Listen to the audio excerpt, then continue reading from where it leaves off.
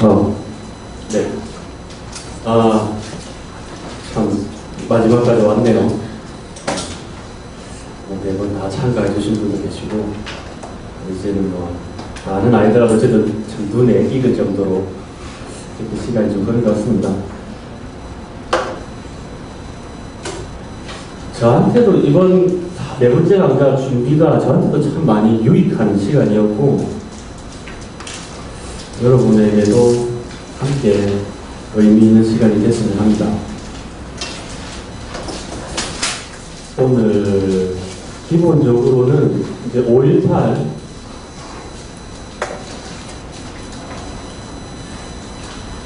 원래 이제 오늘 주제에 딱 정확하게 주제만을 한다면 5.18을 뭐 자세하게 한다기보다는 이제 5.18이 어떤 건지는 대부분 다 아시잖아요. 이제 전두환이 광주산업시가 이제 본자에 오르려고 광주 사람들을 학살했다 정도만 알고 그 이후에 그것을 진상규명하고 책임자를 처벌하는 운동이나 활동이 어떻게 펼쳐졌고 그 진상규명은 현재 어떻게 되어 있는지 그게 일단 이제 오늘 뭐 핵심 이제 주제에 딱 해당되는 거긴 한데 조금 이제 5.18 자체에 대해서도 좀 설명이 좀 필요하긴 하잖아요. 그런 부분도 좀 그래서 한국의 당시 박정희 정권 말기 그 다음에 이제 80년대 초반 좀 한국 현대사 이야기를 좀 하면서 물론 그 과정에 이제 드라마도 조금 이제 등장합니다. 드라마 화면을 통해서 좀 우리가 친절하게 상황도 이해를 하고 그런 이야기에서 한국을 사례로서 대표적인 5.18 그래서 스페인 같은 경우 뭐 이제 아시는 분 아시겠지만 프랑코 총통 또 뭐 다른 건 몰라도 이 이름은 좀 아실 수도 있는데 프랑코라고 하는 독재자가 있었는데 그 사람이 죽고 나서 스페인은 소위 망각 입장 또는 망각협정, 침묵협정이라는 것이 이제 이루어집니다. 근데 그 이후에 또 잊지 말자가 또 한번 진행이 되는데 그런 이제 그 나라는 왜 그랬을까? 이제 그런 것들을 한번 보고 우리에게 주는 시사점을 찾고자 하는 거죠. 아르헨티나 소위 1976년 군사 쿠데타 이후에 그리고 83년까지 소위 이제 더러운 전쟁 또는 추악한 전쟁 기본적으로 다 스페인어잖아요. 이제 스페인하고 아르헨티나는 영어는 더 키워 이제 하는데 아르헨티나의 이제 추악한 전쟁 이후 또 민선 정부가 들어서고 나서 과거 청산 진상규명을 어떻게 펼쳐졌고 또 막 계속 참 어떤 역동적인 과정이 있습니다. 그런 것들을 이제 한번 또 보면서 우리는 어떤 교훈이나 시사점을 얻을 수 있을까. 그리고 남아공 또 캄보디아도 좀 넣고요. 중간에 뭐 칠레, 피노체트도 등장할 겁니다. 이제 다양한 사람들이 등장할 건데 뭐 너무 어렵게 생각하실 필요는 없고요. 필요한 만큼만 좀 이제 상세하게 설명을 드리면서 좀 진행을 하겠습니다. 결국 세월호 참사 진상규명을 위해서는 어떻게 해야 될 건가 이제 그것 때문에 하는 거거든요. 사실 뭐 우리 오늘 국제 문제를 좀 잘 알자 보다도 일단 이 세월호 참사 진상규명을 어떻게 할 건가 여기서 좀 출발한 거라는 걸 항상 잊지 않고 계셨으면 좋겠습니다. 또 시작을 해보겠습니다. 이제 5.18부터 시작을 하게 될 것 같은데요. 먼저 이 말을 먼저 좀 하고 시작을 할게요. 서양의 법언이라고 하는데 지연된 정의는 정의가 아니다. 정의를 부정하는 거다. 그러니까 언젠가는 진상규명이 돼야겠죠. 안 되는 것보다야 돼야겠죠. 그런데 너무 늦어지면 사실상 그거는 정의라고 보기 힘든 겁니다. 그렇잖아요. 우리 이런 거 요즘 세대들은 91년도에 참 분신정국이라는 게 있었어요. 91년도에 분신정국. 대학생들 막 계속해서 분신을 하고 자살을 하고 막 그런 시절이 있었어요. 그 시절에 이제 유서 대피 사건이라는 걸 조작을 해요. 막 죽음을 막 투쟁의 무기로 썼다 이래서 누군가가 유서를 대신 써가지고 누구를 동료를 죽게 하고 막 그렇게 만들었다는 조작을 한 거예요. 다 조작이란 말이죠. 그게 91년도 그게 최근에 재심으로 무죄가 밝혀졌어요. 한 사람 인생은 완전 깡그리, 그죠? 22여 년, 26년 지나고 재심해가지고 무죄 받으면 한 사람 인상은 완전 깡그리 망쳐졌는데 26년 뒤에 물론 안 밝혀지는 것보다야 밝혀져야겠지만 너무 늦어지면 그거는 참 정리하고 보기 힘들다 하는 사실 좀 먼저. 그래서 세월호 참사 또 몇십 년 뒤에 진상규명 할 거 아니잖아요. 그래서 안 된다는 좀 절박함 때문에 또 이번 강좌를 좀 준비를 하게 됐습니다. 이제 먼저 이제 요 얘기를 좀 과거 청산 진상규명 일관에 대한 이야기를 조금 하고 갈게요. 일단 이 말이 조금 어렵던데 정의진 선생님 논문인데 과거 청산은 특정 역할의 시점에서 발생한 과거의 부정적 유산을 바로 잡는 건데 청산되어야 할 부정적 유산과 그에 대신하여 새롭게 세워져야 할 긍정적 경험을 동시에 포괄한다. 정확하게 말하면 과거 청산은 청산과 복원의 유기적 동의 과정이다. 누가 잘못한 일을 지적하고 처벌하는 과정에서 바른 것들을 세워나가는 과정이라는 거죠. 근데 이제 지금 너무 당연한 이야기고, 근데 두 번째, 이게 네 번째로 돼 있는 요게 좀 중요한데요. 과거 청산이라고 하는 건 당위로 제시가 되지만, 해야 된다 이렇게 제시가 되지만 실제로 그것이 이루어지는 것은 항상 정치적 기회 구조의 변수이다. 정치 상황에 따라 된다는 거죠. 어떤 영향을 받는다는 거죠. 청산의 대상이 되는 집단이 강력할 경우, 지금도 보세요. 이제 이미 세월호 참사에 책임 있는 집단이 거의 그대로 온전히 있잖아요, 지금. 공무원 집단이. 그럴 경우에는 격렬한 권력 투쟁을 수반을 하게 되죠. 그래서 청산과 복원이라고 하는 것은 사회체제의 변동을 유발하거나 사회체제의 변동 그 자체라는 겁니다. 어떤 세월호 참사 진상규명이라고 하는 것은 세월호 참사 진상규명을 우리가 하는 과정에서 사회가 바뀔 거예요. 또는 사회체제 변동 그 자체라는 겁니다. 세월호 참사 진상규명이라고 하는 게 일 수 있다는 거죠. 그래서 제가 좀 자주 하는 이야기 중에 우리 사회가 바뀌어야 세월호 참사 진상규명이 돼요. 또는 다르게 또 이것도 맞는 겁니다. 세월호 참사 진상규명 되면 우리 사회가 바뀝니다. 이 두 가지 명제가 다 맞다고 봅니다. 그래서 이 진상규명이라는 게 배 공부 많이 한다고 되는 그런 문제가 아니잖아요. 그래서 요 부분 항상 당위로 제시가 되지만 정치적 상황에 따라 영향을 받게 되죠, 당연히. 그냥 되지 않잖아요, 이게. 일단 그런 사례들을 이따 계속 보실 겁니다. 그다음 이제 요거를 좀 말씀드릴게요. 광주 5.18 하다가 93년도에 이르러 어떤 이런 걸 이제 정식화한 거죠. 이건 80년대부터 계속 이야기가 나온 건데, 광주 문제 이제 운동 진영에서 광주 문제 해결 5원칙이라는 걸 만들었습니다. 진상규명, 책임자 처벌, 피해자의 명예회복, 그리고 피해 배상, 그리고 기념사업. 자, 여기서 근데 일단 먼저 여러분 배상하고 보상은 다른 거죠. 그죠? 배상 항상 이걸 섞어서 그냥 같이 쓰기도 하는데, 배상 기본적으로 엄밀하게 우리가 이야기할 때는 기본적으로 다 배상입니다. 왜냐하면 배상이라고 하는 건 국가가 행한 불법적인 행위에 대해서 이제 보상을 하는 거, 그게 배상이에요.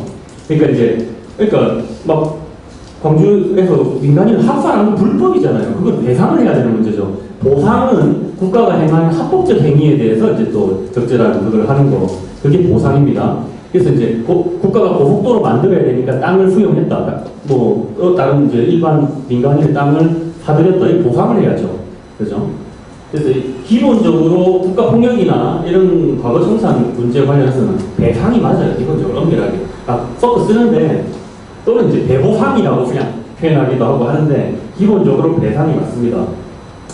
그 다음 기념사업이 있는데, 일단 이 5개 중에서 중요한 건 뭐냐면, 이 원칙들 간의 순서 또는 우선성, 이게 중요한 거예요. 순서가 지금 진상규명 책임자 처벌이 제일 앞에 있잖아요. 이게 제일 중요한 거예요. 제일 중요한 선결 조건은 진상규명 책임자 처벌이라는 것, 이게 이루어지지 않은 상태에서 배보상이 이루어지거나 기념사업을 해야 하는 것은 사실상 의미가 없죠. 무슨 일이 있었는지도 모르고 그 일을 저지른 사람의 책임도 처벌도 안 됐는데 그냥 돈으로 해결하고 그냥 무슨 기념물 같은 거 짓고 한다고 해결되는 문제가 아니라는 겁니다. 이 순서가 굉장히 중요합니다. 이게 왜 그 광주 문제 해결 5원칙이 왜 만들어졌냐면 93년에 김영삼이 그래도 참 노태우까지 군사 독재라면 어쨌든 김영삼이 처음 문민정부라고 들어섰으면 광주 문제 어떻게든 해결을 했어야 돼요. 여러분 지금 참 이게 이제 지금 문재인 정부는 어떻게든 세월호 뭐 어떤 식으로 해야 되는 것처럼 이 시절에는 5.18이라고 하는 게 우리 한국 사회의 핵심 이슈였습니다. 그런데 김영삼이 광주 13억 주기를 앞두고 담화에서 뭐라고 했냐면 진상규명과 관련해서 위협한 부분이 있다면 역사에 맡기자. 역사에 맡기자 해버린 거예요. 그러면 안 되죠. 역사에 맡기자. 이래 돼버린 거예요, 김영삼이. 그래가지고 이제 막 사람들이 열받아갖고 이제 강중문제 해결 원칙을 제시를 했고, 이 원칙들과 순서가 중요하다. 이것은 정말 좀 보편적 가치를 갖습니다. 이거는 어떤 일에 대해서도 진상규명 책임자 처벌, 그게 돼야 피해자의 명예가 회복이 됩니다. 그리고 그 다음에 돈 문제가 나오는 거예요. 그 다음에 기념, 뭘 기념할 건가 우리가. 이렇게 되는 거거든요. 그래서 요거를 좀 말씀드립니다. 그 다음 또 하나 진상규명이 중요한 건 치유라는 측면에서도 가장 중요하다는 거예요. 이걸 한번 읽어봅시다. 트라우마를 겪은 사람들은 그 상황에서 시간이 없습니다. 이게 이제 정신과 의사 정신 선생님 말씀인데, 치유가 이루어지지 않으면 삶의 진도를 나갈 수 없고 다음 과업으로 넘어갈 수 없어요. 그렇다면 어떤 것이 트라우마 치유고 어떻게 하면 이 사람들 삶을 멈추지 않고 나아갈 수 있을까요? 가장 핵심적인 것이 진상규명입니다. 이건 저의 정치적 입장을 얘기하려고 하는 게 아니라 이게 정치적 의사로서 말씀드리는 거예요. 트라우마 치유의 메커니즘을 작동시키려면 진상규명이 필요하다고 말씀드리는 거다. 트라우마 치유를 위해서는 근원적인 요소인 외부 요인에 대한 명명백백한 정리가 있어야 돼요. 지금 뭔가 유가족분들이 굉장히 뭔가 억울하잖아요. 화가 나는데 이게 지금 이 진원지가 밝혀져야 될 거 아니에요. 왜 내 자식이 죽었는지. 치유를 위해서라도 진상규명이 가장 중요하다. 이런 걸 말씀을 드리고요. 그 다음에 지금 두 가지가 있는데, 이 유형론이 제가 좀 더 공부를, 유형론이 이제 마음에 안 들어요. 이게 좀 이제 새로 하려고요, 이거. 일단 이거는 뭐, 참여정부 때 공부 보고 때, 유형은 이렇게, 이게, 원래 유형이라는 게, 어쨌든 A, B, C, D가 나왔으면 A면 B가 아니어야죠. 그죠? 서로 상호 배타적이고 좀 이래야 되는데, 이 좀 유형론이 마음에 안 들어요, 이게. 왜냐하면, 과거사 정리의 세계사적 유형이라고 1, 2, 3, 4가 있는데, 전 세계 모든 과거사 정리는 정치적 정략도 타협을 합니다. 거의 대부분의 경우는 다 타협합니다. 이따가 보시겠지만, 그래서 이게 뭔가, 어떻게 보면 이게, 그 다음 또 어떤 소위 진상규명하고자 하는 세력의 힘이 약하면 전부 돈으로 해결하려고 합니다. 그래서 이게 뭔가 좀 조금 더 정리가 될 필요가 있어요. 그리고 돈 주고 그 다음에 이제 이 진실 규명이 명예회복 중심으로 하면 좋은 거죠. 좋은 거고, 처벌 중심으로 하는 거, 어쨌든 이게 조금 더 정리가 될 필요가 있어요. 이렇게 나와 있는 이유가 뭐냐면, 또 뒤에까지 볼게요. 뒤에 유형, 이번에 여성가족부 장관 되신 분이잖아요. 이분은 이거 유형을 또 이렇게 해놨는데, 이건 시간 순서입니다. 이거 어떤 거냐면, 어쨌든 2차 대전 끝나고 1945년 직후부터 이제 독일이나 프랑스에 나치 청산 할 거 아니에요? 그 다음에 8, 90년대 이게 또 제3의 물결이라는 게, 여러분 제3의 물결이라는 책이 있죠? 누가 썼죠? 그죠? 원래 엘빈 토플러 거잖아요. 그 제3의 물결, 이제 뭐 농업사회, 산업사회, 정보사회 뭐 이거잖아요. 이게 근데 또 다른 사람이 제3의 물결이라는 책이 있습니다. 미국 정치학자, 갑자기 얘기가 안 나는데, 그러니까 문명의 충돌. 문명의 충돌 누가 썼나? 헌팅턴 책에 제3의 물결이라는 책이 또 있어요. 사무엘 헌팅턴에. 이거는 민주화의 제3의 물결 책이에요. 그건데, 이 사무엘 헌팅턴 표현인데, 8, 90년대 민주주의의 제3의 물결 때 일어난 이런 거, 한국도 포함되는, 우리도 87년 뭐 이런 거 얘기하잖아요. 이게 지금 이제 1902차 대전 직후 8, 90년, 그 다음에 이제 90년대 이후로 구소련 몰락하고 공산주의권 몰락하는 시간 순서로 조금 과거 청산, 이렇게 또 유형론을 만들어 놓게 됐는데, 이것도 좀 마음에 안 들어요. 그래서 이거는, 아무튼, 이 차차 오늘 또 얘기하면서도 나올 겁니다. 어쨌든 다양한 형태의 과거 청산 이야기가 있습니다. 요거는 요 정도 하고 이제 5.18로 들어갈게요. 5.18, 제가 일단 잠깐 개인적인 말씀 하나만 드리면, 제가 석사 논문을 이 시기를 다뤘어요. 이 한국의 이 시기, 5.18이 들어가긴 하죠. 근데 이제 70년대 후반, 80년대 초반 한국 경제를 가지고 석사 논문을 썼어요. 근데 참 제가 그 석사 논문을 쓰면서도 딱 제출하고 나서 제가 제 인생에 다시는 이 시기를 본격적으로 다룰 기회가 이제는 없지 않을까 생각했는데 최근에 이제 다시 또 본격적으로 좀 보게 되더라고요. 이 5.18 문제 계속해서 좀 돌아오게 되던데 어떤 그런 좀 개인적인 좀 경험이 있습니다. 일단 중간중간에 논문 이야기도 좀 드릴게요. 5.18이라고 하는 거, 일단 현재 지금 어떻게 되어 있는지 먼저 말씀드릴게요. 1980년 5월 18일이잖아요. 37년 전입니다. 현재 어떻게 되어 있는지 말씀드릴게요. 현재 이제 전두환이 회고록을 썼죠. 이거 얼마 전에 나온 거잖아요. 그리고 5.18은 폭동일 뿐 의미 없다. 아주 당당하게 전두환이 회고록을 써서 이런 핵과의 소리를 하고 있습니다. 이게 이제 진상규명 책임자 처벌이 안 됐으니까 이렇게 되는 거예요. 그리고 진상규명 책임자 처벌이 안 되니까 폭동이라잖아요. 피해자의 명예도 회복이 안 되는 거예요. 그리고 지금도 지만 원이 뭐 북한군 몇 명 내려왔다 소리 하고 앉아있잖아요, 지금. 피해자의 명예도 회복이 안 되는 거예요. 그런 상황에서 뭐 이제 도둑을 해결하고, 그래도 뭐 또 광주 이제 뭐 만들어졌잖아요, 공원 같은 거. 묘역도 조성이 되고. 진상규명 책임자 처벌이 제대로 좀 안 돼 있는 게 있다. 두 번째. 헬기 사격, 오늘 이제 이따가 5.18 얘기를 좀 드리면서 나올 텐데 5월 21일에 이루어졌던 헬기 기총소사라고 하죠. 헬기에서 하는 그걸 이제 기총소사라고 합니다. 그거를 했다는 말은 계속 있었는데 진짜로 했다라고 그동안 안 돼 있었던 거예요. 근데 이번에 작년 말에 국과수에서 보니까 전일 빌딩 뭐 흔적이나 이런 걸 보니까 헬기 각도가 공중에서 쏜 거다 해가지고 또 최근에 발의를 한 거예요. 그래서 헬기 사격, 5.18 때 헬기 사격 진상규명하는 특별법 발의가 됐습니다. 그리고 아주 최근이죠. 5.18 전체를 진상규명하는 특별법. 지금 37년이 흘러서 이제 지금 제대로 진상규명하자는 특별법이 나와 있습니다. 다음, 문재인 정부, 이것도 얼마 전이죠. 국정운영 계획, 이제 뭐 100대 과제 뭐 이래가지고 나왔는데 어떻게 나왔냐면 요 부분이에요. 일단 국민 눈높이에 맞는 과거사 문제 해결 요거거든요. 여기서 요거의 세부 과제에 들어가면 5.18 이 들어갔죠. 국가 배고팡 과거사 청산 이건데 그 다음에 그래서 5.18 뭐 진상규명 관리법 제정하겠다. 독립적인 진상규명위원회 설치하겠다. 그 다음에 이게 기적의 시도별 공약에 이게 들어가요. 5.18을 정신을 헌법 정문에 수록하겠다. 지금 이제 개헌이 하나의 또 공약이잖아요. 지금 현 정부에. 개헌했을 때 헌법 정문에 5.18 정신을 넣겠다. 이게 이제 시도별 공약에 들어가 있습니다. 현재 이런 상황입니다. 현재 5.18이라고 하는 것이 현재 참 얼마나 진상규명이 안 돼 있으면 지금 헬기가 어쨌니 저쨌니 이제 지금 그러고 있는 거예요. 이제 가볼게요. 이거 이제 요거는 여러분 이거는 좀 아실 필요가 있어요. 알아야 돼요 우리가. 그리고 제가 진짜 여러분한테 자라나는 여러분 20대 청년들에게 말씀드리고 싶은 거 한국 현대사 공부를 많이 하기를 정말 당부드리고 싶습니다. 우리가 지금 왜 이런지 알려면 과거를 돌아봐야 됩니다. 한국 현대사를 잘 알아야 돼요. 오늘 좀 시작이 되는 날이 되었으면 좋겠습니다. 자, 12.6에서 5.18, 12.6 박정희가 죽는 날이죠. 일단 거기서 출발을 하겠죠, 아무래도. 그런데 이제 약 12.6 약간 앞에 도망제부터 이제 가긴 하는데, 일단 탕탕탕! 이제 이걸로 시작하잖아요, 보통. 요거는 김재규가, 이게 김재규죠. 현장 검증하는 날이니까 이제 10월 26일은 아니겠죠, 그 뒤에. 수사받으면서 현장 검증하는데. 유명한 사진이죠. 요거 이제 아주 제가 사실감 있게 설명을 드리겠습니다, 여기.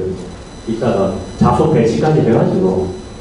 1979년 10월 26일에 김재규와 박정희를 죽입니다. 그런데 이제 그 전에 어떤 일이 있었냐면 도마 항쟁이라는 게 있었어요. 유신 말기에 10월 16일에 부산대에서 시위를 했고 이제 시내 가고 시민들도 17일에 더 시위를 하니까 18일에 부산에 비상계엄을 선포합니다. 계엄이 뭔지 이따가 또 설명이 될 거예요. 그래서 공수부대를 파견해서 진압합니다. 여러분 일단 공수부대도 오늘 많이 등장할 이름인데 공수부대도 이따 설명을 드릴 건데 어쨌든 학생들 데모를 국민을 그것도 특수훈련하는 이따가 이 공수라고 하는 게 하늘에서 수송하는 원래 정의는 어떤 거냐면 이렇게 이제 있으면 하늘에서 막 낙하산 부대 이런 게 저 후방에 들어가가지고 그냥 진짜 용감한 부대죠. 그죠? 여기서 적하고 바로 싸우는 게 아니라 하늘로 가고 적진 그냥 한가운데 들어가서 싸우는 애들 이게 공수부대예요. 하늘로 들어가서 하늘로 수송해가지고 들어가는 그런 걸 지금 부산에 이제 파견해서 진압을 하죠. 여기서 재미를 봤어요. 공수부대를 보내가지고 데모를 막 굉장히 악랄하게 막 잔혹하게 진압을 하니까 이제 진짜 다시는 막 초장에 조진 거죠. 이제 그런 목적이었죠. 그래서 부산이 일단 조용해졌고 진압이 돼요. 그 다음에 마산에서 또 시작을 하니까 마산의 위수령을 발동하고 진압을 합니다. 어쨌든 진압이 됩니다. 부산, 마산 항쟁, 그래서 부마 항쟁이라고 부르는데 진압이 됩니다. 그래서 이거를 김재규가 자기가 이제 한포이 보충서에 이렇게 썼어요. 자기가 김재규는 중앙정보부장이잖아요, 여러분. 그죠? 지금 이제 국정원장, 그전에는 안기부장, 중앙정보부장이니까 부산 사태 이후 부산 다녀오면서 청와대 들어가서 보고를 드린 일이 있었는데, 김계원 비서실장이죠, 대통령 비서실장. 김계원 실장과 차지철 경호실장이죠. 차지철 아십니까? 차지철 이따가 또 등장합니다. 경호실장.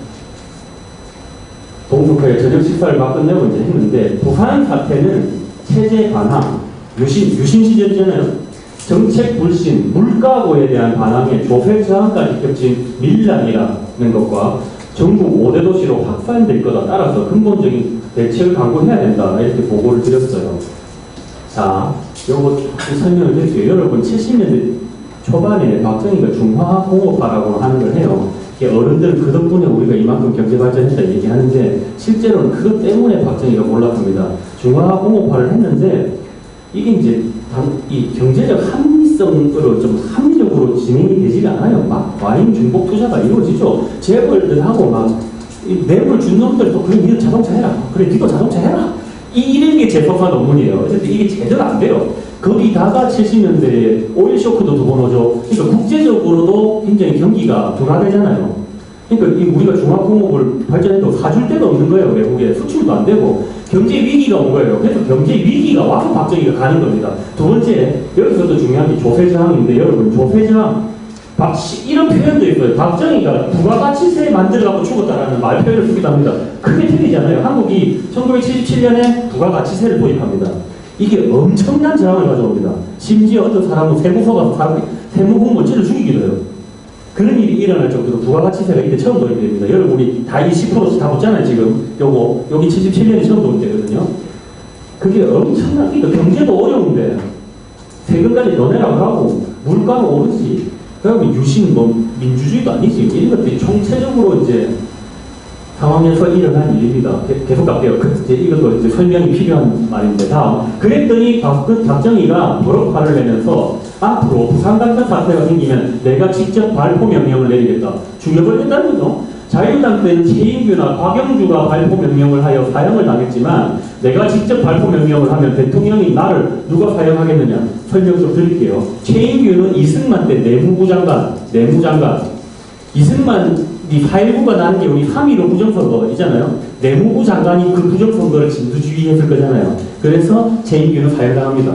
4.19 이후로. 그 다음에 박영주는 지금으로 치면 이제 대통령 경호실장이죠. 당시 이승만 때는 경무대잖아요, 그때는. 경무대 경비 담당자. 인마가 이제 발표를 했죠. 그래서 최인규하고 박영주는 사형당했어요. 근데 이제 내가 직접 발포 명령 내리면 누가 내를 죽일 거야. 이제 이런 건방진 소리죠. 그냥 일단 차지철이 이제 뭐라고 하냐면, 캄보디아에서는 300만 죽이고도 까딱 없는데 우리 국민 200만 명 죽이도 까딱 없다. 뭐 이런 대사를 치는 거예요. 우리 국민을 200만 명 죽일 생각도 하는 거예요. 이따가 캄보디아도 나옵니다.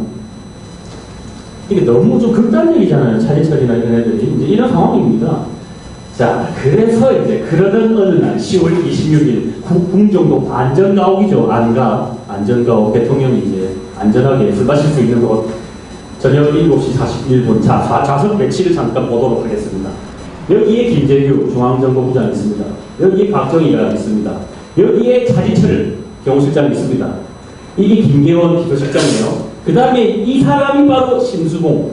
아시죠? 가수 심수봉. 그 다음에 이 사람이 신재순.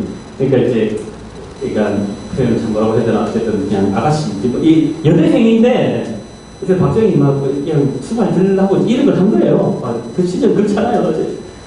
어쨌든 이런 자수 배치입니다. 그 다음 김재규가 오른쪽에 있던 김계원한테 먼저 각하를 똑똑히 모시십시오 라고 말을 하고 그 다음에 왼쪽에 있던 차지철을 보면서 각하 이따위 버러지 같은 자식을 데리고 정치를 하니 올바로 되겠습니까? 하고 차지철을 쏩니다. 근데 차지철이 일단 손에 맞아요. 손에 맞아서 일단 치명상은 아니에요. 자, 근데 차지철이 여기 화장실이에요. 여기로 도망을 갑니다. 이 경호실장이라는 놈이 화장실 도망을 가요. 그 다음에 박정희를 바라보면서 각하 정치를 좀 대국적으로 하십시오 하면서 가슴을 쏩니다. 이미 이건 치명사예요. 치명상입니다. 근데 차지철한테 이제 차지철이 아직 도망가기 전에 차지철한테 다시 쐈는데 총이 이제 발사가 안 되는 거예요. 그래서 다시 이 김재규가 밖으로 나와요. 밖으로 나와서 이게 박흥주라고 있어요. 어쨌든 박흥주한테 총 달라고 하니까 나 칠판이 다 떨어졌어요. 해가지고 돌아가다가 박선호를 만나서 박선호 허리춤에 있는 걸 뽑아가지고 다시 들어가요. 근데 이거 여러분 또 이게 알고 싶으면 이건 지금 제5공화국이라는 이제 드라마에서 가져왔는데 이건 좀 보증을 했어요. 그래서 이게 괜찮은데 또 영화 그때 그 사람들이라는 것이 있습니다. 근데 그때 그 사람들이라는 영화는 좀 너무 각색을 많이 했어. 막 이상한 대사도 많이 들어요. 좀 그렇던데 아무튼 거기서 여기 박선호가 한석규가 박선호 역할을 해요. 이게 그런 건데 그래서 어쨌든 박선호 딱 해가지고 다시 들어온 거죠. 김재규가 그 총 박선호 총을 갖고 왔고 김재규가 이 김을 갖고 막 막으려고 하는데 싹 이제 김재규 그러니까 차지철을 확인 타파를 합니다. 그 다음에 박정희는 이미 맞아서 이미 가 있는 상태인데 확인 타파를 한 거죠. 이게 이제 오른쪽 귀 위에서 들어가서 왼쪽 턱 위로 이렇게 나온 거죠. 이렇게 확인 사살을 해서 박정희는 완전히 가는 거예요. 이게 12.6입니다. 어쨌든 이런 일이 일어납니다. 10월 26일에. 그리고 이제 대통령이 죽었으니까 새벽 2시에 바로잖아요. 비상국무회의를 해갖고 최규하 총리가 대통령 죽으면 총리가 하잖아요. 총리가 대통령 권한 대회되고 4시에 제주도를 제외한 전국 비상개혁. 지금 아까 부산에 계엄령 내린 상태였어요. 그거 아직 해제 안 됐어요. 부산 계엄을 확대한 거예요. 전국에 제주도 빼고 확대했고 그 다음에 육군참모총장 정승화가 이제 계엄사령관이 됩니다. 계엄령이 내려지면 계엄사령관이 짱이죠. 그 다음에 정승화가 12.6을 수사하려고 당시 보안사령관이었던 전두환을 합동수사본부장으로 만듭니다. 자, 다시 전두환 원래 직업은 보안사령관, 지금 육군 기무사령관. 이게 뭐냐면 군대의 안기부 같은 그런 존재예요. 군대 정보기구. 그거 보안사령관이고 이놈을 박정희 죽은 거 암살 사건에 대한 수사본부의 장으로 만들었다 이 말입니다. 전두환은 별 2개, 정승화는 별 4개. 소장, 전두환 소장. 자, 이 상태에서 자, 여기서 중요한 게 이겁니다. 당시 한국 정치는 이미 이제 박정희는 갔는데, 그럼 이제 남은 사람이 누구냐? 일단 신군부라고 하잖아요. 우리 신군부, 전두환, 새로운 군부. 그럼 신군부가 있으면 군부가 있을 거 아니에요. 군부가 일단 힘이 있죠. 이 전두환 중심이라면, 그 다음에 이건 정승화겠죠. 정승화 대장. 그 다음에 이제 제야 민주세력 있잖아요. 제야 세력. 이게 뭐 DJ나 YS 이런 사람들이죠. 김영삼의 군대중. 그 다음에 유신잔당. 이게 박정희 후예들. 유신잔당 있잖아요. 이게 대표적인 게 김종필 같은 애들. 현재 한국 정치 구도는 이렇죠. 지금. 현재 상황이. 그래서 이걸 하나하나 다 해결을 합니다. 전두환이. 제일 처음 제거한 게 정승화부터 일단 제거를 한 거예요. 다른 사람 다 제거해야 지가 짱을 놓을 수가 있잖아요. 그 방향으로 가는 거예요. 12.6 있고 12.12 사태, 12.12 쿠데타를 일으킵니다. 12.12 쿠데타가 뭐냐면 전두환이 정승화를 체포해요. 전두환이 별 2개가 별 4개를 체포를 하는 거예요. 왜냐하면 아까 12.6 때 정승화가 안에 어디가 있었어요. 너 그래서 김진표하고 짰지라고 누명을 씌워가지고 정승화를 체포해요. 아무튼 이때. 그러니까 이거 완전 하극상이 쿠데타입니다. 군부에서. 그죠? 별 2개가 뭐 그냥 별 4개를 그냥 갖다 박은 거예요.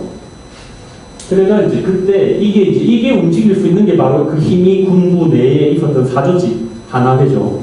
하나회가 움직인 거예요. 군대 안에 사조직이 있으면 절대 안 되는 거죠. 근데 그게 움직인 거죠. 대표적으로 노태우는 하나회의 핵심 중에 하나잖아요. 전두환 노태우는. 구사단은 전방에 있는 건데 이거는 이동을 하면 안 되는 거예요. 절대 전방에 있는 거는 전방에 있는 거는 첫째, 군 통수권자 대통령 허락 없이 움직이면 안 되고, 둘째, 당시는 우리 지금 전시작전권 얘기하지만 평시작전권도 전부 미국에 있던 때잖아요. 미국 한미연합사령관 동의도 없이 대통령 허락도 없이 그냥 움직인 거예요, 도쿄가. 그래가지고 이때 지금 정승화 체포가 그냥 이루어지는 게 아니에요. 이거는 총격도 이루어져요. 저기 교전도 합니다. 그래가지고 결국은 정승화를 체포를 합니다. 그리고 이제 딱 체포해가지고 전두환이 최규한테 대통령 권한 대행한테 가가지고 나 정승화 체포했으니까 이거 제가 해달라, 허락해달라 하니까 최규하가 무슨 일을 이딴 식으로 하느냐, 국방장관 데리고 와라 해가지고 또 어쨌든 국방부 점령, 이거 이제 총격전을 해요. 국방부 점령하고 국방장관을 또 데려가가지고 그걸 끌고 가죠, 저도. 이게 지금 쿠데타입니다, 쿠데타. 이게 뭐 그래서 노재현 국방장관 데리고 청와대 가가지고 이제 최규하는 사실상 거의 협박받아서 하는 거잖아요. 그래서 이제 사인을 하고 대신에 시간을 적어요. 이게 좀 유명합니다. 나 그래도 제 끝까지 버텼어, 이럴 거죠. 그러니까 선체포 후제가 내가 시킨 적 없다는 걸 표현하려고 어쨌든 시간을 딱 적어요, 문서 밑에. 이때 이제 일본 공식 지휘 체계는 완전히 마비가 된 거죠. 그럴 수 있었던 건 바로 하나회 덕분이죠. 덕분, 하나회 때문. 하나회가 움직인 거죠. 불법 사조직이 움직인 거예요. 전두환 노태우. 그리고 또 경상도 출신. 이런 애들이 이제 시작해가지고. 전두환이, 이게 이제 박정희 때 많이, 박정희 키워줘요. 이거 하나회를 쭉 육성을 시켜요. 그래가지고 성장을 한 겁니다, 이게. 그래서 이제 순수군의 불법 사조직이 움직여가지고, 일단, 군부가 일단 제거가 됐죠. 전두환 입장에서. 일단 됐죠. 그 다음, 이제부터, 이 다당의 쿠데타인데, 사실 이제 여러분, 12월 12일에 전두환이 쿠데타를 일으킨 이유가 뭐겠어요? 지가 짱을 먹으려고 지가 대통령 되려고 하는 거잖아요.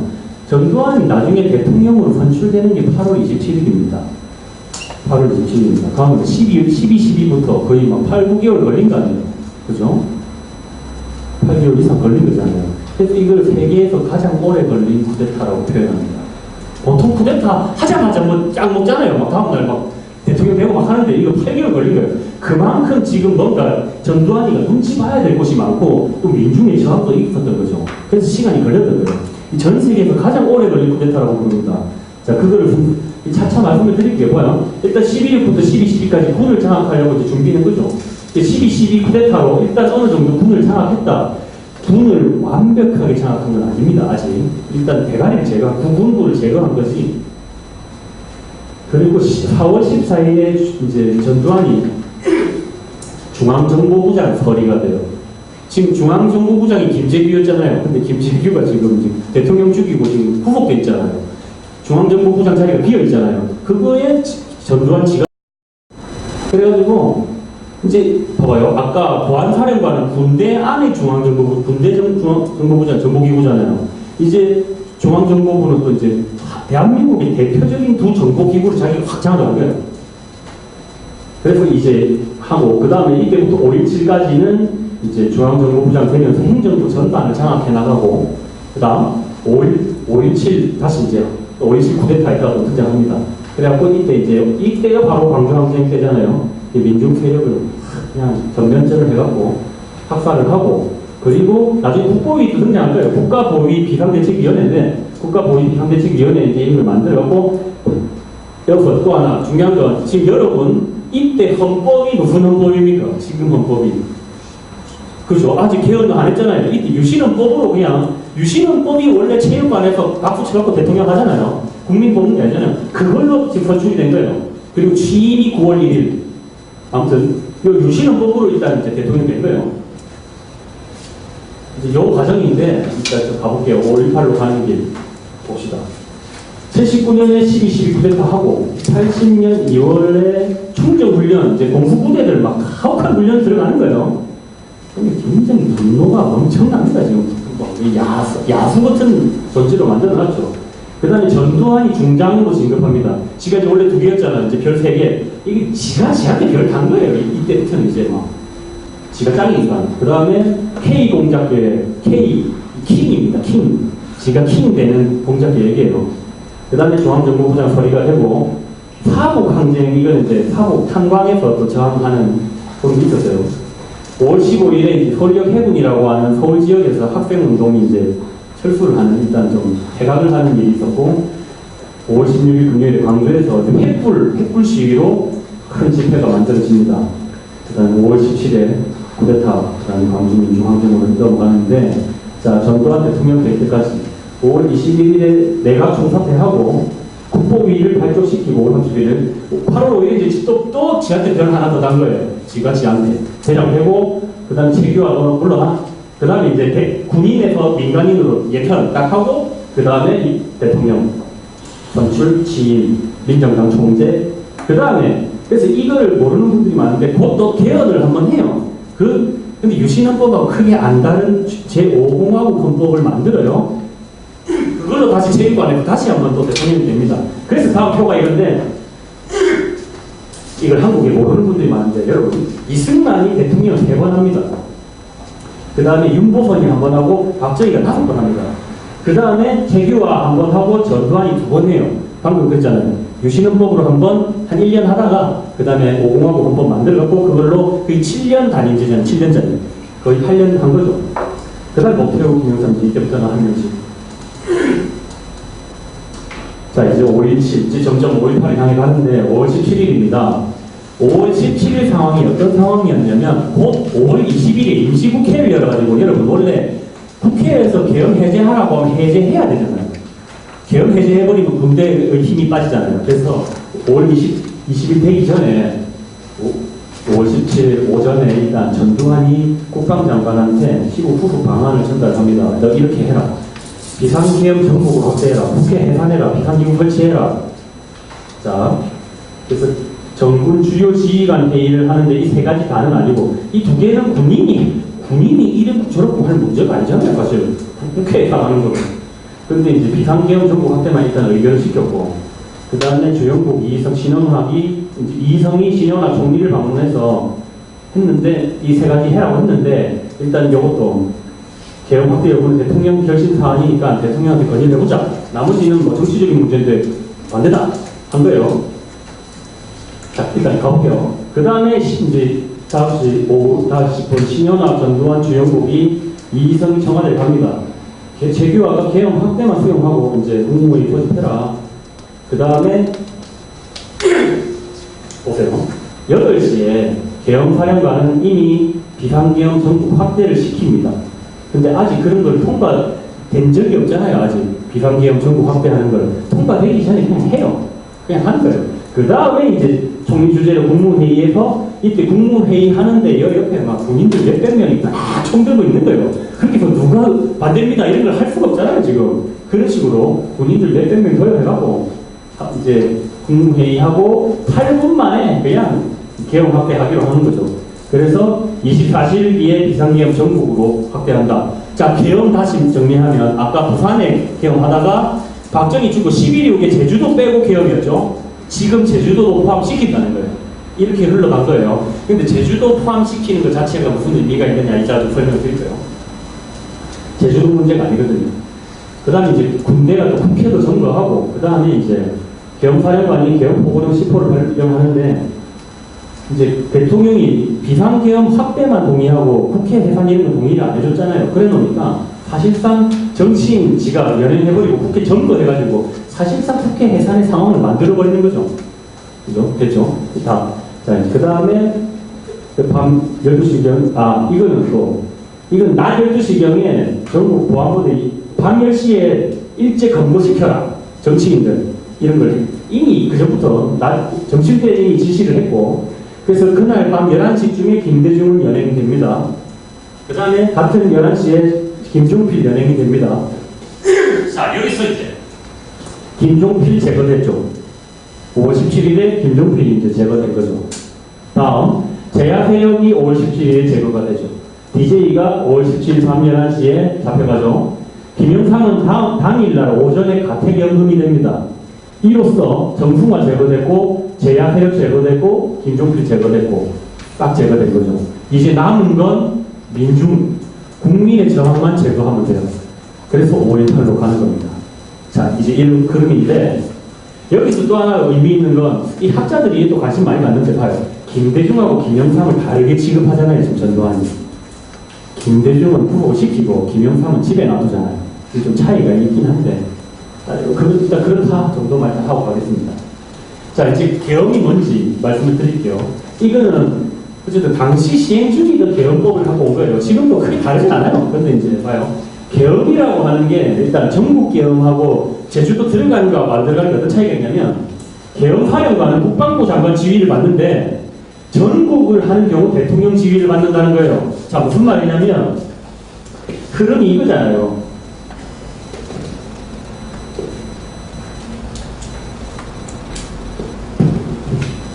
대통령이 있고 대통령 밑에 국방장관이 있고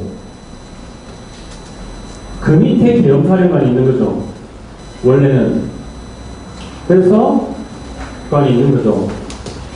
근데 전국이 돼버리면 이 국방장관은 사라지는 거죠. 대통령한테 바로 지휘를 받는다는 거예요. 이게 근데 갖는 의미는 뭐냐면 장관이 내각을 무시해도 된다는 거예요. 이제 국무회의 이런 거 필요 없다는 거예요.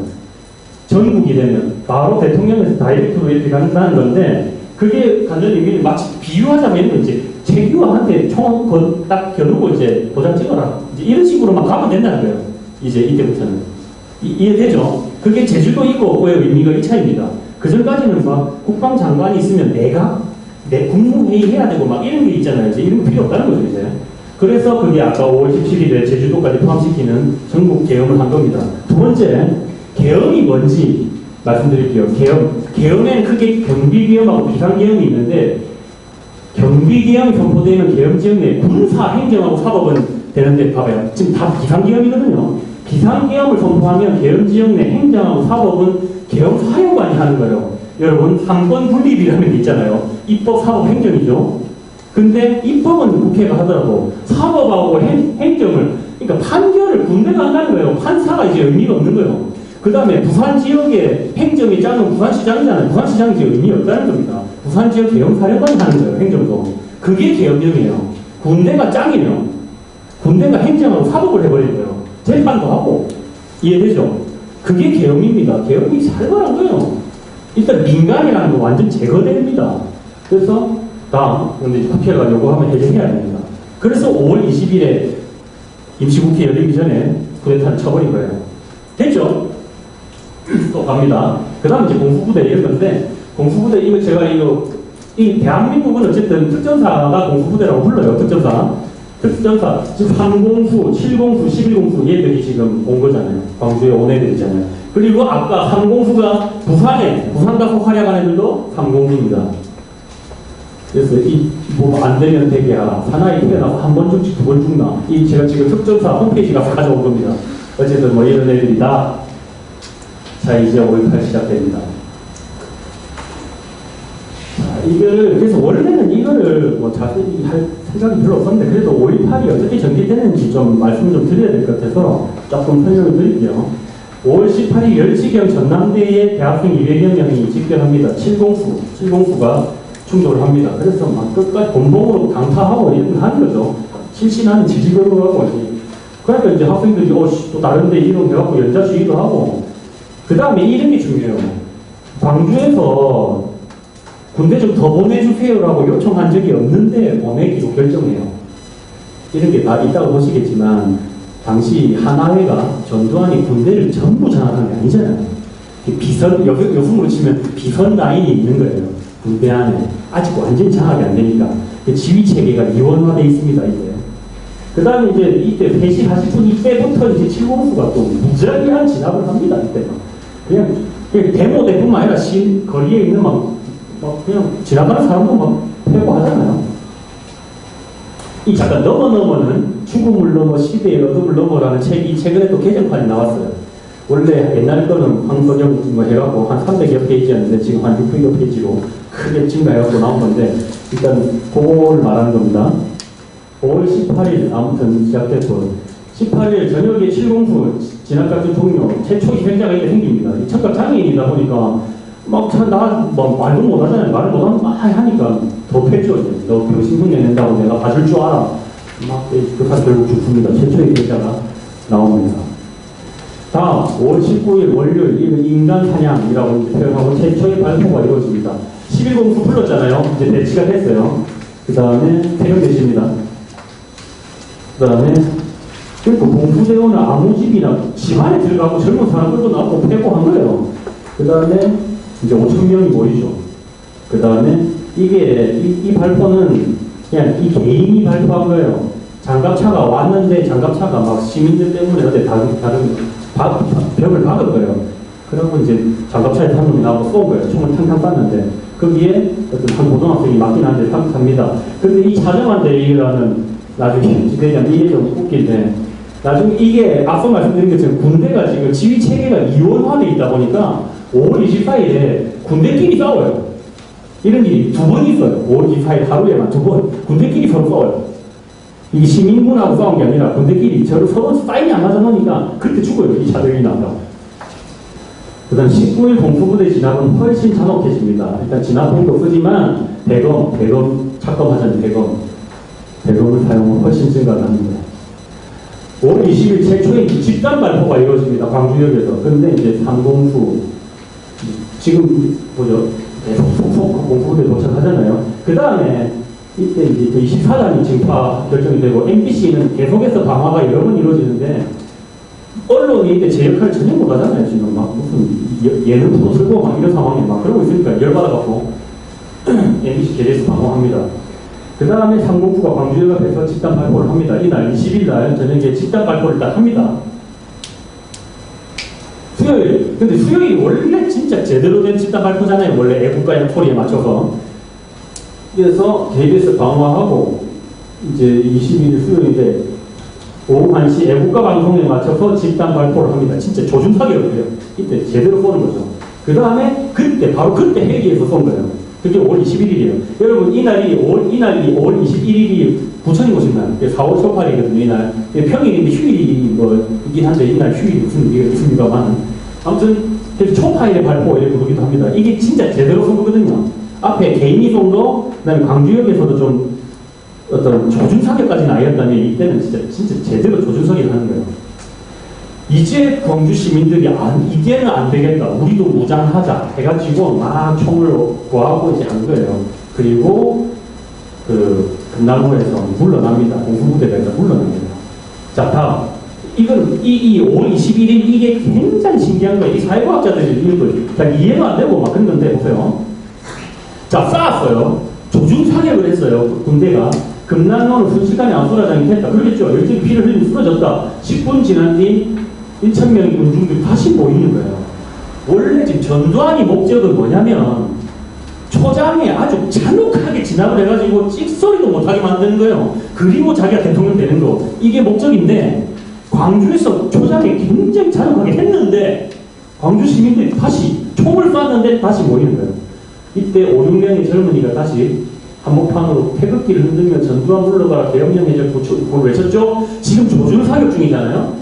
시민들이 가면 저도 죽는데 긴장된 시선이 직접 그때였다. 총성이 울렸죠. 이 사람도 쓰러지죠. 당연히 울겠죠. 조준 사격하는데 흩어졌다가 다시 모여갖고 다시 전두환 물러가라 하면 쏘겠죠. 또 봅시다. 잠시 사격이 멈추죠. 그 순간을 틈타 몇 명의 청년들이 선사같이 도로에 뛰어나와 시신과 부상자들 끄집어내고 더욱 놀라운 일이 이어졌다. 다른 청년들이 또 태극기 들고 구호를 외쳤다. 또 총성이 울리죠. 그 청년들도 쓰러졌다. 또 사람들이 부상자 시신을 드러냈다. 그러나 다시 또 태극기를 들며 뛰어들었다. 총알은 몇 절씩 또 쓰러뜨렸다. 이렇게 하기를 대했었건 정말로 충격적인 광경이 반복되고 있었다. 이게 이제 광주에서 일어난 일입니다. 이게 이제 한 사건으로서도 그랬지만 전체적으로도 그랬던 거예요. 계속해서 잔혹하게 하면 할수록 광주 시민들이 더 늘어나요. 이랬던. 자, 그리고 이제 아까 5월 21일에 5월 21일에 제가 그 말을 빠뜨렸구나. 5월 21일에 그게 있죠. 또 이제 5월 20일 차량 시위대 5월 20일부터 차량 시작되잖아요. 택시 운전사, 버스. 그러니까 이제 지금 탱크 이렇게 상대하려고 하니까 택시하고 버스로 밀어붙이는 거죠. 뭐 시민들이 무기가 없으니까 거기에 일단 공수부대를 밀어내는데 큰 역할을 합니다. 네, 이제 그래서 5월 22일부터 해방광주죠. 일단 대원군이 물러났으니까 이때 해방광주라고 하는데 자, 여러분, 이때는 이제 보세요. 해방군이 물러갔으니까 너무 기쁘다. 이런 상황이 아니잖아요. 지금 내 가족들이 죽어도 사망자 명단, 이걸 이제 확인을 하는 거예요. 그리고 유족, 내가 원수를 받겠습니다. 제가 총사가 죽여버릴 거다. 막 이렇게 하고. 그렇지만 광주 시민들은 다시 냉정을 찾고 이렇게 집회를 하고 벌기대회를 엽니다. 해방광주입니다. 그 다음에 이게 진짜 이걸 그래가지고 어떤 학자는 해방 절대 공동체 이런 표현을 쓰기도 하는데 해방광주 때 항쟁 기간 동안 지금 총기가 맨날 자료가 있는데 총기 사고 한 번 없고 금융범죄 한 번 없었다는 겁니다. 완전히 포기된 상태에서. 그리고 뭐 담배 한 봉 이상 팔고 딱 그런 것들이 정해진 거죠. 도둑질 한 번 안 일어나는 거죠. 지금 이 얘기는 뭐냐면 이때 당시에 인턴이었던 사람인데 지금 연세가 들었는데 당시 헌혈, 피가 비어다니 지금 다친 사람 많으니까 헌혈하는 줄을 서가지고 막 무슨 병원을 몇 바퀴를 돌려갖고 피가 너무 헌혈이 많이 돼가지고 피가 남아도록 다른 지역에 보내주기도 했다. 그런 이야기를 지금 하고 있는 겁니다. 시민들의 시민성이 엄청나게 발휘가 된 거죠. 이때. 이걸 절대 공동체라고 부르기도 합니다. 5월 23일 일단 계속 해방광주 상황이긴 한데 이 계엄군들이 계속해서 민간인들을 학살을 합니다. 그래서 이 중남마을에서 미니버스 총 18명을 탄 미니버스를 막 그냥 쏜 거예요. 이게 공수부 입장에서는 거기에 시민군이 있을 수도 있고 하니까 막 쏜 거예요. 그 15명 일단 죽여요. 3명 살았잖아요. 그 중에 2명을 산을 올려가고 죽여요. 1명 유일한 생존자가 있어요. 그 여성분. 뭐 이런 일도 하고, 그 다음에 이게 진짜 악랄한 건데, 그 시위대하고 쏘면서 총격전을 하는데 그냥 막 주변에 막 쏜 거예요. 그러다 보니까 이 방광봉군이 이 10살도 있고 13살도 있는데, 이건 족하기 필요한데, 그냥 저 후지에서 물놀이 하던 애도 죽이고, 놀이터에서 놀던 애도 하나 죽이고, 그렇게 합니다. 막 쏩니다. 진짜 이게 이제. 그래서 사실, 5.18 진상규명 중에는 전두환이 어떻게 보면 이제 그런 좀 밑대가리들도 제대로 발포 명령권자도 밝혀져야 되지만 하부 단위에서도 이렇게 악랄한 놈들은 밝혀져야 돼요. 이건 밝힐 수가 있어요. 이런 거는. 그 다음에 이제 아까 말씀드렸던 자기들끼리 전투를 합니다. 2번. 그러고 자기들끼리 전투해갖고 군인들 죽고 하니까 열받아가지고 또 송암동 주민들 학살하고 막 이런 일이 일어나요. 근데 잘 없어요. 대한민국에 이런 일이 있었습니다. 백주대낮에.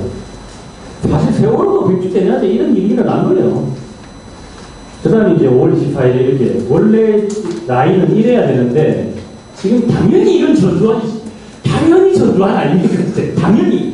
당연히 전두환인데 이제 이렇게 특전사령관 중심으로 해가지고 명령이 뭔가 내려간 거죠. 지금 실탄 중대나 이런 게 다 다른 라인으로 내려갔어요.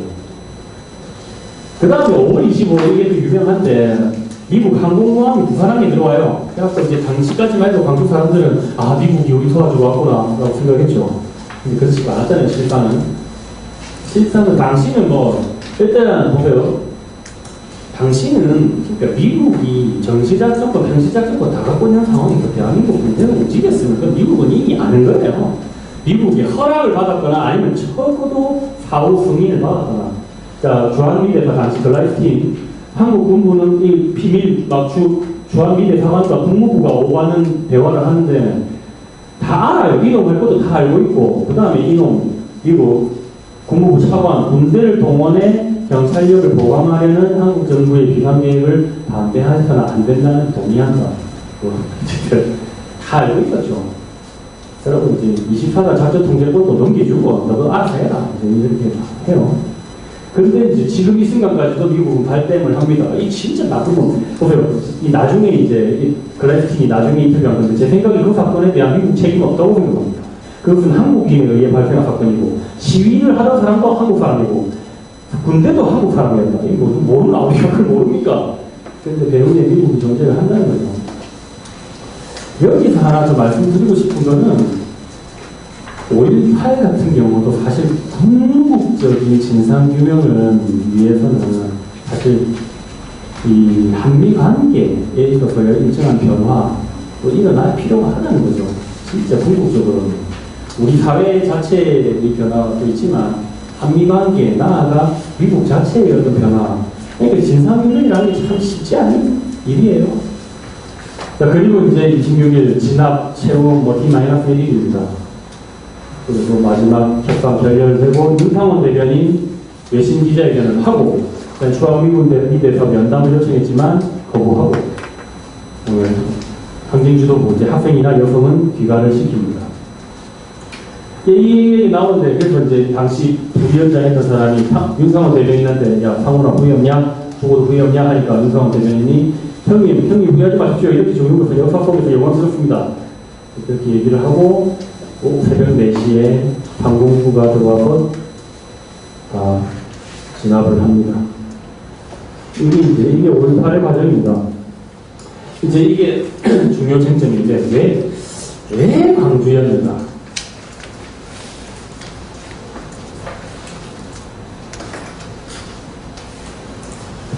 왜 광주였을까? 이게 학계에서도 아직 어떤 결론이 내려져 있지는 않아요. 근데 이건 어느 정도 판단은 가능합니다. 자, 지금 이제 3가지 이론이 있다. 첫째, 우연이다. 둘째, 신군부가 선택했다. 전두환이 광주를 선택했다. 광주를 일부러 잔혹하게 했다. 이건데, 세 번째, 다른 곳은 신군부한테 쫄았지만 광주는 영웅적으로 투쟁하고 항거했다. 영향론. 이 3가지가 지금 있는 거예요. 어느 것 같아요?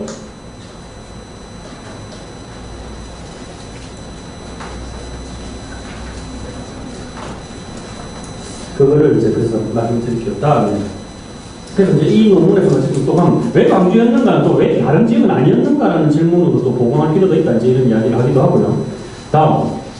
자, 또 이제 다른 사람은 그냥 크게 두 가지 우연은 또 좀 너무 우연 빼고. 자, 하나는 광주의 군부의 과잉지나 나아가 사전 계획이 5.18을 이야기했다.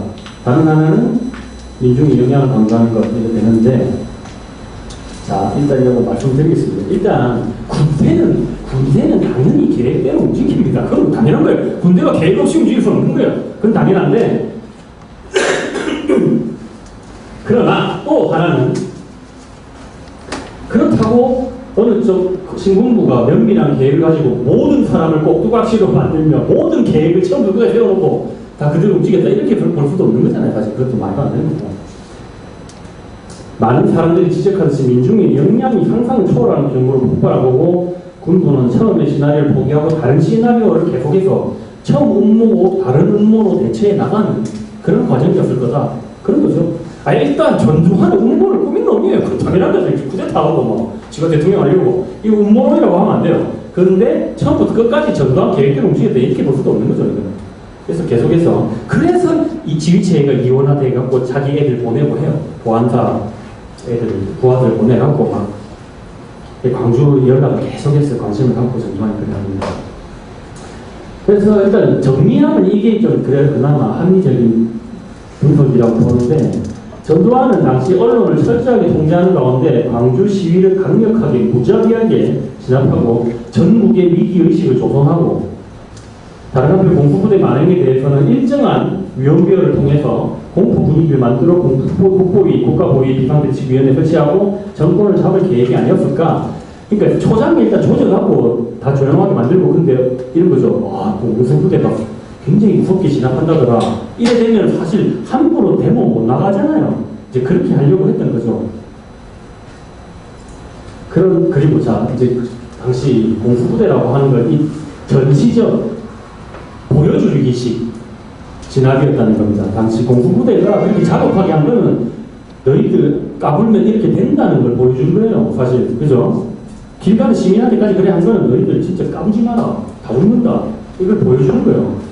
공포에 질려서 얼씬되지도 못하게 만들려고 한 겁니다. 근데 광주 시민들은 그거에 계속해서 저항을 한 거예요. 자, 이게 또 보세요. 이게 잘 보세요. 이 데모 진압에 당시 공수부대를 풀어놓는다는 것의 의미를 말씀드릴게요. 보세요. 이게 요즘 여러분 이해하고 조금 다른 건데, 자, 첫째, 혹독한 훈련 스트레스가 있는 상황이잖아요. 아까 충정훈련. 와, 진짜 너무 빡센 훈련을 해왔어요. 그러니까 풀어야 돼. 두 번째, 직업 군인들이 전통적인 사회에 대한 열등감과 질시가 있어요. 이 직업 군인들은 자기들이 뺑이 치고 있는데 일반 사회는 뭔가 평화롭고 행복한 것 같고 열받는 게 있어요. 세 번째, 이게 여러분 잘 이해가 안 될 수가 있는데, 비싼 돈 주고 대학 다닌 놈들, 이런 놈들 공부는 안 하고 데모를 한다. 이게 갖는 의미가 있어요. 당시 보세요. 여러분이 또 아실지 모르겠지만, 졸업정원제라는 제도가 있었습니다. 전두환 때. 졸업정원제가 뭐냐면, 전두환이 지금 8182, 8384 학번 있잖아요. 학번으로. 그때 대학 정원은 4배로 들려요. 여러분. 지금 여러분, 우리 지금 대학 진학률 80% 넘고 이러잖아요. 지금 한국. 당시는 안 그래요. 대학 가는 사람들이 급소수예요. 그때는. 대학 정원 자체를 전두환이 4배를 늘려버려요. 그리고 졸업을 제한을 시켜요. 입학 정원을 늘리고 졸업을 좁혀버리면 데모 안 하고 공부식 할 수 있다 이래가지고 전두환이 이때 대학 정원을 엄청나게 늘립니다. 이때. 그 전이잖아요. 지금. 전두환 때. 그 전에는 군인들은 대부분 대학생이 아니에요. 그래서 대학생을 데모하는 대학생 봤을 때 어떤 느낌이 있는 거예요. 이건 좀 여러분 상상 밖에 있는 거죠. 여러분 지금 경험 밖에 있는 거죠. 여러분 이때 전두환이 대학 정원을 또 다른 이야기긴 한데 대학 정원을 4배로 늘리는 순간 아니 학생이 4배로 늘어나면 또 누가 늘어나야 돼요? 교수가 늘어나야 되잖아요. 그래갖고 그때 석사 학위만 갖고 교수 진짜 많이 됐어요. 그때 막 석사 갖고 교수 지금 박사 학위 있어도 교수 되기 힘들잖아요. 그때 석사 갖고 교수 된 사람들 엄청나게 많아요. 그래갖고 막 그때 27, 8에 막 국립대 교수 되고 막 그냥 한국의 교수 자리가 깔려있는 시절이 있었어요. 정말 행복한 시절이죠. 진짜. 근데 그때 교수된 사람들, 지금 이제 봐요. 그런 사람들이 보통 한 74, 75, 76학번이면 학부 졸업하고 그쪽 석사 딴 사람들. 70년대 중반 이쪽 저쪽 사람들 있잖아요. 80년대 초반에 석사 따 있잖아요, 지금. 이 사람들은 그때요. 지금 이제 73, 74, 75, 76 요 학번 요 사람들. 지금 이제 60쯤이에요, 이 사람들이. 이때 석사 갖고 교수된 사람들, 물론 이 모든 일이 다 자기가 훌륭해서 교수됐다고 생각을 하고 있죠. 전두환 덕분인 걸 얘기를 안 하죠. 아무튼 그 전입니다. 졸업정원제 이전 이 공수부대의 심리를 좀 우리가 이해할 필요가 있어요. 근데 봐봐요. 공수부대가 이렇게 전시적 폭력을 하고 가혹하게 무자비하게 하는데도 봐요. 부산에서는 불과 10분 만에 시내에 사람이 싹 사라졌는데 광주는 다시 출현하고 다음날 더 많아지고 급기야 전 시민이 똘똘 뭉쳐 저항하는 사태가 일어나니까 현장에 있던 군인도 황당하고 이후 연구하는 학자들도 너무 신비로운 거예요. 그래서 자 79년 10월 부마에서 선보였던 공수부대 대결은 5월에서 재연됐다. 다음 이거 있어요. 마치 이거는 사실이 아닙니다. 사실 마치 이런 사람들이 있어요. 1980년 5월 18일에 집회는 광주에만 있었다. 이건 아니에요. 사실 산발적으로 부산에도 있었어요. 서울에도 있었어요. 근데 초장에 그냥 가서 공수부대가 몇 대 때리면 싹 정리가 된 거예요. 주요 대시들이 있었어요. 근데 광주를 제외하고 다 수그러든 거예요. 광주 항쟁 그러나 도시 무장 항쟁으로 광주는 나아갔습니다. 그다음 이게 또 있어요. 여러분, 이게 한국의 참모를 얘기하자면 이것도 참, 이것만 갖고도 뭐 몇 시간 얘기할 수 있는 건데, 한국 지역주의라는 건데, 광주 말고 다른 곳에서 공수부대가 그런 말을 했으면 반응은 같았겠는가? 라는 질문은, 과연 다른 도시에서 공수부대가 그렇게 할 수 있었겠는가로 바꿔볼 필요가 있다. 부마하고 월초를 비교하면 차이가 드러날 거다. 공수부대 대부분 장교 병사들은 광주에서는 마음대로 해도 된다는 생각을 갖고 있었어요. 호남 출신 병사들은 눈물을 머금고 복종할 수밖에 없었고, 당시 보세요. 우리 대한민국 군대가 박정희 이후로 경상도가 장악을 하고 있잖아요. 근데 주류는 경상도잖아요. 박정희, 전두환, 노태우 처음 왜 하나라도 경상도 중심으로 만들고 이런 게 있었던 거예요. 이게 대한민국의 뭐 오늘 길게는 말 못 하겠지만 여러분 지역주의라고 하는 거를 잘 이해할 필요가 있습니다. 지역주의는 경상도하고 호남, 전라도 서로 막 미워하고 이게 지역주의가 아니에요. 한국 지역주의 핵심은 뭐냐면 반호남주의입니다. 이게 핵심이에요. 이거 논란이, 질문이 있을 수도 한데, 어쨌든 간단하게 얘기하면, 반호남주의가 핵심이에요. 이게 굉장히 잘못된 거죠. 그게 핵심입니다. 그랬을 때, 그것이 또 언제 만들어졌느냐? 박정희 때 만들어지는 거예요. 이걸 갖고 무슨 또 후묘 10조까지 가기도 하고 막 그래 하는데, 그건 말도 안 되는 소리고, 왕건이 죽으면서 차례 참맥이나 이상한 소리 하잖아요. 그 픽바이 소리고 여러분 단적인 예를 하나만 들면 박정희가 처음 대통령 선거 62년 대통령 선거 나가잖아요. 5.16 쿠데타하고 군복 뽑고 대통령 나가잖아요. 그때 박정희는 호남에서 경상도보다 호남에서 표를 더 많이 받아요. 그러니까 그때까지는 아직 이런 게 지금 우리가 생각하는 이런 게 아니에요. 박정희가 60년대 초반까지는 전라도에서 표를 더 많이 받는다고요. 왜? 박정희가 진보적이라는 이미지가 있었거든요. 박정희가 남로당 출신이잖아요. 전라도 그걸 밀어준 거예요. 어쨌든 박정희 이후로 산업화에서도 호남을 소외시키고 지가 군대도 경상도 중심으로 가고 이래 하니까 그 과정에서 반호남주의를 만든 겁니다. 어쨌든 박정희 때 만들어졌고 그래서 이걸 정말 제대로 이해할 수 있어야 한국 정치를 이해할 수가 있습니다. 아무튼 갑니다. 자, 그리고 아무튼 이렇게 이제 5.18 얘기를 했고 그 이후 진상규명을 위한 활동 요게 나와야 되는데, 자, 요게 이것도 일단 참 전두환 입장에서 아니 1980년 5월 18일에 광주에서 있었던 게 폭동이면 사실 군대 동원해서 잘 지나간 거잖아요. 근데 이제 지가 생각해도 뭔가 좀 찔리거든. 그래서 바로 6월달에 위로금을 지급해요. 그러니까 이 항상 돈으로 해결하려고 합니다. 이 나쁜 놈들은, 가해자는 돈으로 끝내려고 해요. 그래서 80년 6월에 이미 위로금 지급을 합니다. 그러니까 이게 오늘 이제 80년부터 막 87년 막 이르기까지 5.18과 관련해서 있었던 모든 투쟁을 다 적기는 힘드니까 그냥 대충 시기 부분 해놓은 걸 보았는데, 자, 여러분, 제가 개인적으로 나같이 선생한테 감정은 없지만 이렇게 볼 수는 있다고 봐요. 81년 문제, 이게 81, 83은 이때 전두환이 굉장히 혹독하게 통치를 해요. 그리고 84년 유화 조치라고 합니다. 조금 풀어줘요. 그때부터 노조도 만들 수 있게 하고 그런 거거든요. 여러분, 노조 얘기해서 그런데 다시 12.6 이후로 다시 노조를 만들어요, 사람들이. 근데 전두환 들어서도 다시 노조 다 불법화. 대한민국에서 노조 불법이었어요. 그러다 서서히 84년부터 조금씩 노조도 만들어지기 시작해요. 전두환 좀 풀어줍니다. 정치범도 석방하고 학생들도 복학을 시키고 이제 그렇게 하거든요. 84년부터 조직화 투쟁이 되고 88년 북한령 공세가 강화되고 95, 97년 대단원 이렇게 했는데, 사실 이 나간채 선생은 97년에 전두환 노태우 이제 95년에 특별법 만들어지고 전두환 노태우 재판 들어가고 해놓으니까 이제 그냥 끝났다 라는 입장인 거죠. 이게 지금 대단원. 조금 이제 저는 이런 표현까지는 5.18 진상규명이 얼마나 안 됐는지 우리가 처음에 확인을 했잖아요. 대단원이라고 표현하긴 그런데 아무튼 뭐 이런 과정이 있었다. 요건 재미로 하나 넣었습니다. 여러분, 광주 그 5.18 묘역을 가보신 분은 알겠지만 가보면 전두환 기념 발부라고 있어요.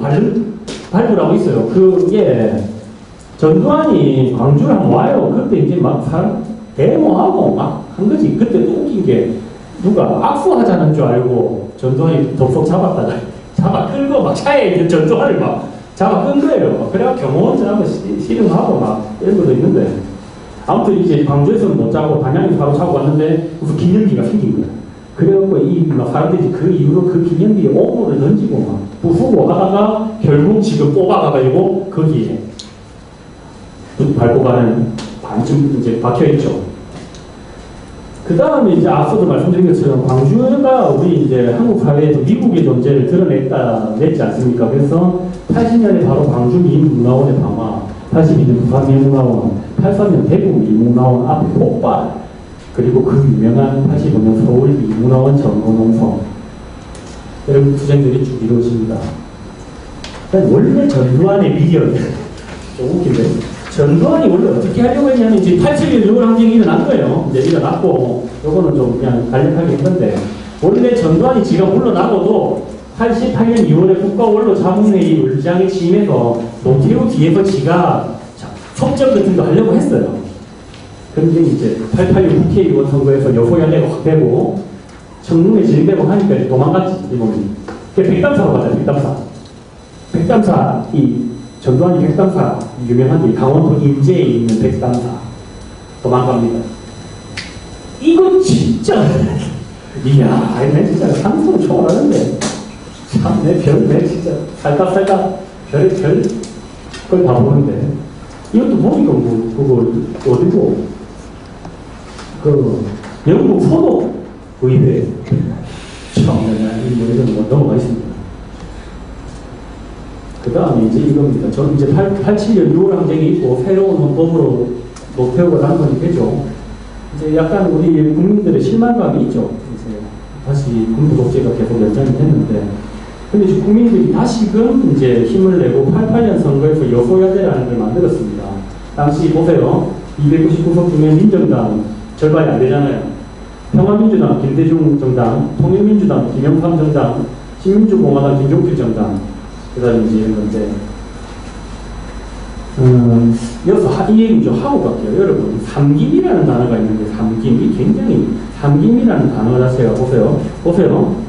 김대중, 김영삼, 김종필이잖아요. 삼김이라는 단어를 만들어서 세 존재가 똑같은 놈인 것처럼 만들어요. 그럼 누가 이익을 봅니까? 예? 누가 이익을 볼까요? 전두환이 결국 전체 이런 거예요.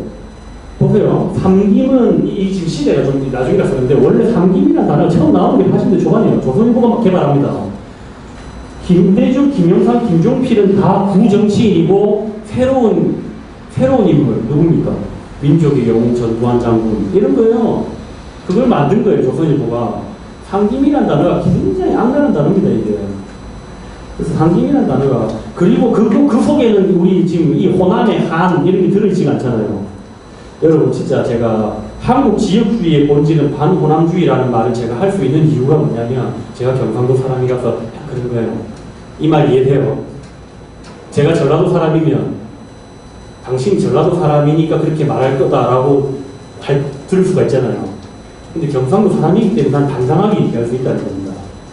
이 호남을 소외시키고 차별하고 해온 게 있는 거 그게 본질이에요 지금. 그 한을 호남은 김대중한테 투영을 시켰죠. 그래서 김대중 막 그쪽이 90% 투표했고 막 이런 거잖아요. 그래서 아무튼 이 시점에 어쨌든 삼김이라는 단어의 그 악랄한 이데올로기성을 좀 일단 지적을 하고 가겠습니다. 아무튼 보시면 알겠지만 근데 여기서도 중요한 거예요.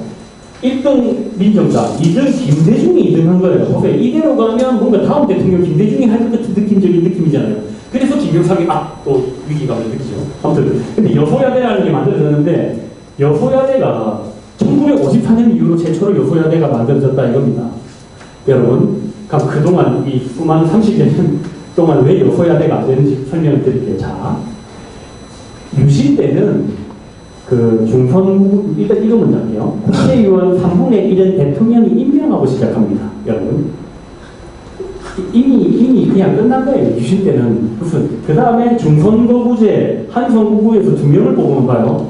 무조건 공화당 박정희 공화당이 1등을 하거나 공화당이 밀리는 곳이라고 2등은 하거든. 무조건 되는 거예요. 이해되죠? 그래서 여소야대라는 건 애초에 불가능합니다. 그 구조적으로 불가능해요. 무조건 이 대통령 정당 여당이 무조건 압도적인 거예요. 다음 전두환 때는 어땠느냐? 이때도 중선거구제인데 그 다음에 이때는 전국이 비슷한 거죠. 다만 제1당한테 전국구 3분의 1을 그냥 우선적으로 주고 시작하는 거예요.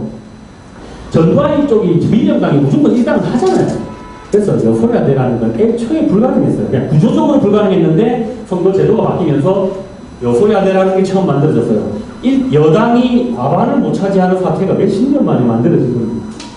그 결과 이런 게 이제 시작된 거예요. 전두환의 50 청문회, 5.18 청문회 이런 게 만들어진 거예요. 그리고 그 맨 마지막으로 88년, 89년에 그걸 하고 89년 12월 31일 맨 마지막 날에 전두환이 막 증인으로 나오라 했는데 안 나오고 자기 혼자 그냥 와서 연설 한번 하고 그냥 가요. 이런 일이 있는데 이때 평민당 이철용 의원이 이 유명한 발포 쟁점부터 밝혀 살인마 전두환 이 유튜브에 있습니다. 그 다음에 이때 노무현 대통령이 이제 뭐 전두환한테 명패 던진 것처럼 이야기가 돼 있는데 그것도 진실은 뭐냐 말씀드릴게요. 이 노무현 대통령 책에서 갖고 왔는데 봐요. 전두환이가 와갖고 반성은커녕 무슨 뭐 이 택도 아닌 연설하고 있으니까 열받아서 나는 울화를 삼키며 앉아있을 수밖에 없었다. 그러다 전두환 씨가 광주 학살 대목에서 자위권 발동 군대가 자기를 지키려고 성수한다 이런 주장을 한 거잖아요. 말도 안 되는 소리잖아요. 거짓말을 늘어놓자 평민당 정상영 의원이 참지 못하고 자위권 발동이 오야 발표 명령자 발표 소리치면서 앞으로 뛰어나가요. 이것도 유튜브에 가보면 나와요. 뛰어나가는데 이때 민정당 의원이 막 밀어가지고 막 옆에 확 튕기고 이제 이런 것도 나와요. 동시에 아까 이철용 의원이 뛰어나가서 살인마 전두환 화음을 질렀다. 순식간에 정부회장 앞서가장이 되었다. 민정당 의원을 들고 일어나 사태지 해대고 평민당을 막고하기 시작했다. 자, 이럴 때는 의뢰 통일민주당으로 일어나 김영삼 정당 야당편을 이때 노무현도 이때 여기 그죠? 야당편을 들어주는 게 관리였다. 그런데 그때 달라다. 지도부에서 우리 당은 조용히 있어라. 이제 평민당이 다 뒤집어 쓴다. 너는 의사가 전달되어 오는 게 아닙니다. 난 도저히 참을 수 없어 벌떡 일어나 민정당 의원들을 향해 전두환이가 아직도 너희들 상전이야 하며 소리를 질렀다. 결국 소동이 가라앉지 않자 전두환 퇴장을 했고 나는 통일민주당 지도부를 향해 욕을 퍼부으며 명패를 떨친 겁니다. 전두환한테 던진 게 아니라. 이해되죠? 지금 김영삼, 소위 김영삼한테 던진 거죠. 쉽게 말해서. 그런 얘기입니다.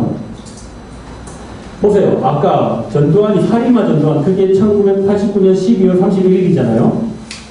그로부터 22일 지나서 3당 합당 발표하잖아요. 이건 굉장히 배신 진짜 국민을 배신하는 거죠. 이게 바로 배신이죠. 왜? 아까 보세요. 이대로 가면 다음 대통령이 지가 안 될 거거든. 그래서 민자당으로 합당을 하잖아요. 노태우 다음 이제 지가 대통령 하고 싶고. 그래서 3당 합당을 합니다. 이게 바로 국민을 배신하는 행위인데 이래가지고 거대한 여당이 생긴 거죠. 국민들이 진짜 여소야대를 만들어줬더니 거대한 여당을 만들어버린 거예요. 자, 이제 이렇게 되면 어찌 되냐면, 그러고 이제 바로 그냥 돈으로 해결하는 법이 통과되는 거예요. 노태우 때. 돈으로 끝내자, 5.18. 아까 처음에 말씀드렸지만, 진상규명, 5.18 진상규명 당위로 제시되지만, 항상 정치적 상황에 영향을 받게 돼 있잖아요. 그죠? 그러고 이제 근데 참 이게 어려워요. 봐요. 이제 이 지금 90년이잖아요. 90년. 80년에 있었고 10년 흘렀어요. 광주 사람들이 지금 먹고 살기가 힘들잖아요. 당시 막 죽고 다치고 해봐요. 그러니까 돈으로 해결하면 돈도 안 받을 수 없다고. 참 이런 문제가 생기죠. 또 현실적으로. 그 다음 이제 월투쟁 사례 몇 가지 말씀드리겠습니다. 이게 진짜 여러분한테는 약간 이게 세대 차이가 느껴질지도 모르겠지만 제 대학 다닐 때까지만 해도 학교 다니면 학교 곳곳에 막 스티커 붙어 있어요. 막 전두환 노태우 체포결사대 막 이런 붙어 있고 그랬어요. 자, 전대협 아시죠? 전대협. 전국 대학생제 투쟁협의회 투쟁국 산하에 5월 투쟁위원회가 있었고 각 대학에는 광주학살, 오봉길이 죽음, 전두환, 이순자, 후속처벌특별위원회가 있었고 서울 지역에 뭐 이런 게 있었고 그래갖고 전두환 자택도 가고 백담사도 결사대 파견하고 막 대학생들이 입부했어요.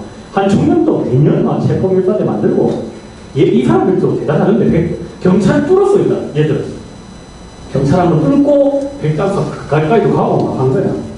그래서 학생들 젊은 사람들 이런 거 했고 고소 고발 또 고소하고 고발은 다르죠. 고소는 당사자가 하는 겁니다. 피해 당사자가. 고발은 이제 제3자가 하는 거죠.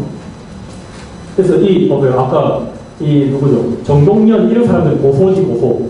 이 김대중 내란 음모 사건 조작했잖아요. 김대중, 그러니까 5.18 끝나고 5.18 때 전두환이 만든 게 김대중 내란 음모 사건을 조작하잖아요. 김대중이 북계의 지령을 받아서 김대중 그 다음에 전남대 복학생 정동연이 그래서 광주 지역에서 폭동을 일으켰다. 뭐 이런 거 있잖아요. 이런 사람들 피해자니까 고소가 가는 거죠. 이런 게 있고. 자, 이제 거의 마무리를 향해 갑니다만 조금만 더 힘을 냅시다, 여러분. 이게 좀 약간 법률도 나오는데 재밌어요. 보세요. 이게 지금 왜 문제가 되냐면, 여러분, 아까 12.12가 79년이잖아요. 그 다음에 80년 5.18이잖아요. 5.18이 5.7이고 5.18이잖아요. 어쨌든. 근데 내란, 국제 이런 게 다 공소시효가 15년이에요. 그러다 보면 문제가 어떻게 하면 79에서 이제 15는 94년이잖아요. 80년에서 95년이잖아요. 94년, 95년이 지금 중요했던 거예요. 공소시효 끝나기 전에 뭔가 일이 돼야 되니까. 그래서 일어나는데, 그래서 사람들이 막 고소하고 고발하고 했잖아요. 그랬더니 우리 검찰께서 12.12에 대해서 94년이 이제 12.12는 94년에 해결해봐야 되잖아요. 기소유예? 그 기소유예가 뭔지 아는 사람은 이 12.12 기소유예를 듣고 피식할 수도 있는 건데 이 뒷장에 그 설명을 드릴게요. 아무튼 검찰은 뭐라고 했냐면 피의자들 기소할 경우 재판 과정에 과거사가 반복 거론되고 법정 논쟁이 계속되는 등 불필요한 능력 소모의 우려가 있고 피의자들이 지난 18년간 우리나라 경찰에서 국가 발전에 기여한 측면들을 고려하여 기소 유예한다. 이게 검찰의 이게 참 코미디 같은 소리 하고 있죠. 기소 유예가 뭐냐면 여러분 범죄는 맞는데 가해자의 기존 전과 초범이거나 피해가 좀 경미하거나 합의가 됐거나 반성하면 기소 안 하는 게 기소 유예예요. 보통 초범이고 작은 범죄 여러분 아니 일생에 쿠데타 몇 번씩 하는 사람이 몇 명 됩니까? 그 뭐 쿠데타 여러 번 하기 힘들어요. 내란 그 다음에 피해 정도가 경미합니까 지금? 수많은 사람들이 죽고 있는데 이 코미디 같은 검찰 자 여러분 꼭 기억해야 되는 게 이런 얘기를 검찰이 했어요. 지금 기억하세요. 다음 5.18 그 유명한 성공한 쿠데타는 처벌할 수 없다 얘기하면서 공소권 없음 또 공소권 없음 이것도 설명드릴 거예요.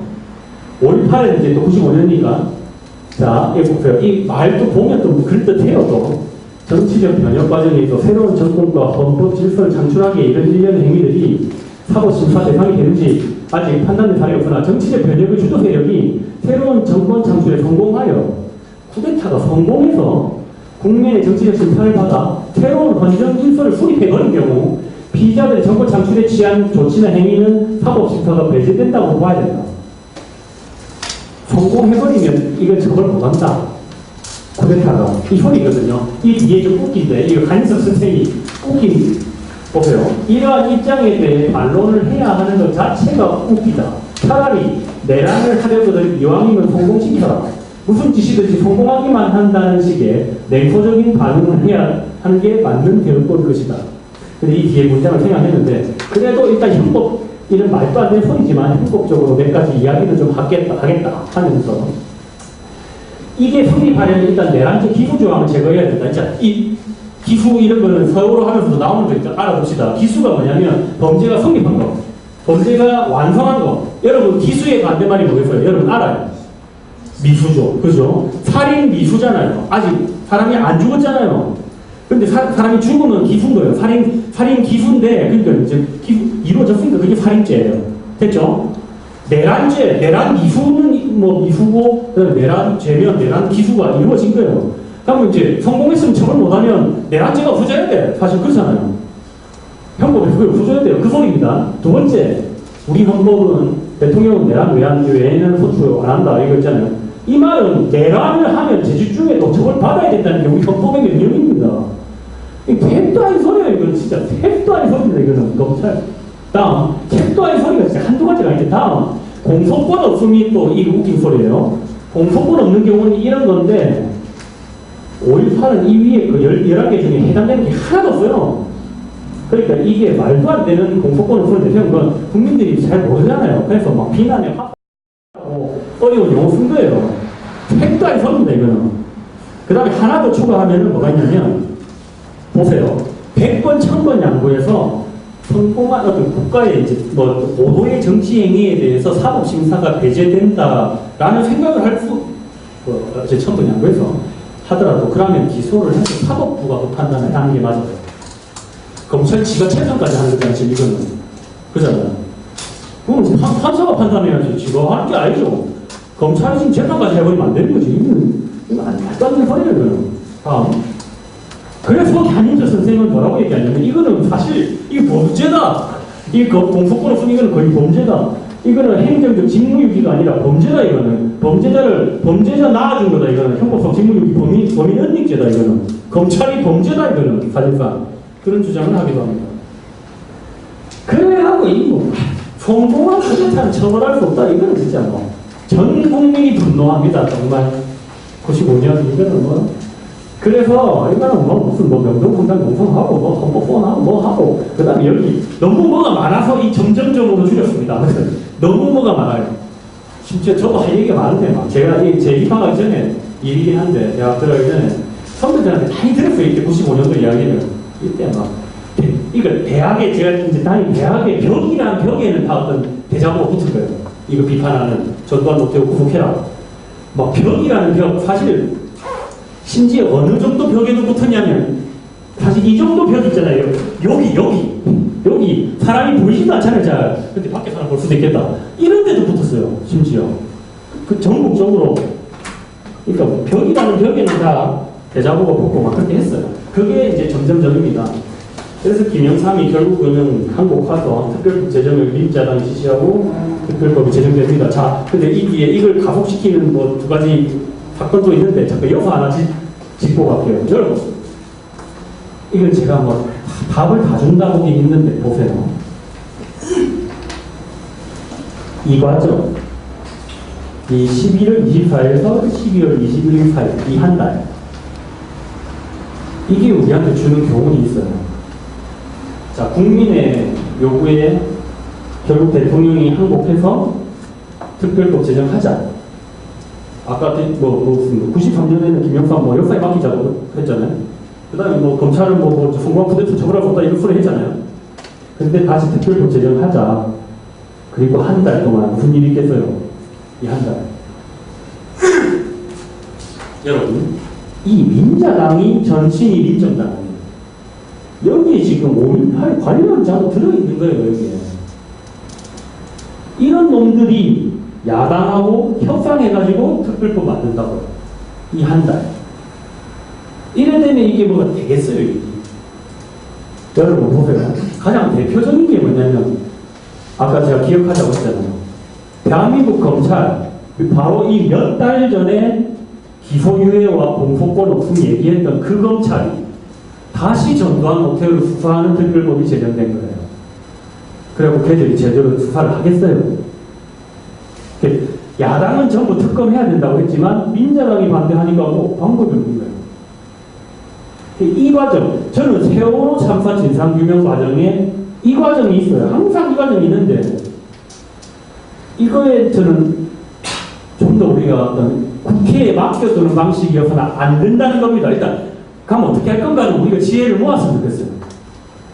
국회에 맡겨두면 안 된다는 거예요. 지금 세월호 참사 책임자로 자유한국당이 득실거리는데 걔들하고 협의해가지고 특별법 제정하라고. 어쨌든 이게 우리에게 주는 교훈이 또 하나 있는 거예요. 그 말씀 좀 드리고 싶고, 계속 또 가보면 기름을 누구 사건, 노태우가 지금 조용히 있어도 말판에 중국 문화대혁명에 비하면 광주는 아무것도 아니다라는 남원을 한번 해주고, 그 다음에 노태우 비자금이 막 공개되고 이제 이런 게 있었어요. 이런 게 정치적으로 막 생기고 해가지고 5.18 특별법 제정으로까지 나아갑니다. 그 다음에 이제 막 하니까 전두환이 연희동 자택 계속 서명 내고 고향으로 내려간대. 경남 합천. 구속시키죠. 이제 이렇게 아까 어쨌든 이 구속시키기 아까 그 검찰이에요. 이 검찰이 그 검찰이라는 겁니다. 얘들이 그래가지고 그 결과 우리는 지금 발포 책임자가 누군지 몰라요. 그래서 뭐 이제 이런 건데 그래서 이제 1심에서 전두환 사형, 노태우 22년, 상고심에서 깎이고 대법원에서 이제 확정. 그리고 이 97년 12월 22일 이건 김대중 당선자 시절이잖아요. 당선자하고 김영삼 당시 대통령이 합의를 해가지고 합의를 합니다. 이런 과정으로 왔습니다. 그래서 이거 일단 5.18 일단 여기까지 하고 그 다음은 조금 쉬다가 얘기합시다. 아무튼 진상규명이나 과거 청사는 일부 정치인이나 전문가들의 노력으로 이루어질 수 있는 것이 아닙니다. 국민적 의지가 모아져야만 합니다. 아까 제일 처음에 몇 번 감소를 드렸잖아요. 세월호 진상규명 활동이라는 건 사회체제의 변동을 유발하거나 그 자체입니다. 이게 세상이 바뀌거나 바뀌어야 진상규명이 되는 거예요. 그리고 최후의 순간, 이게 중요합니다. 최후의 순간에 국민이 멈추면 안 돼요. 우리 87년 6월 항쟁이 있고 또 국민이 멈춘 거예요. 또 그들이 한 번 만들어야 되잖아요. 최후의 순간에도 국민이 멈추지 않아야 돼요. 이게 굉장히 중요합니다.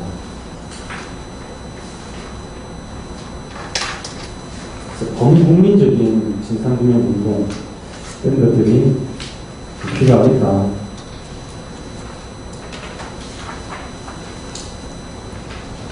잠깐 그러면 일단 여기까지 하고 이제 잠깐 쉬었다가 이제 또 외국 얘기도 좀 하고 이제 좀 해보도록 하겠습니다. 네.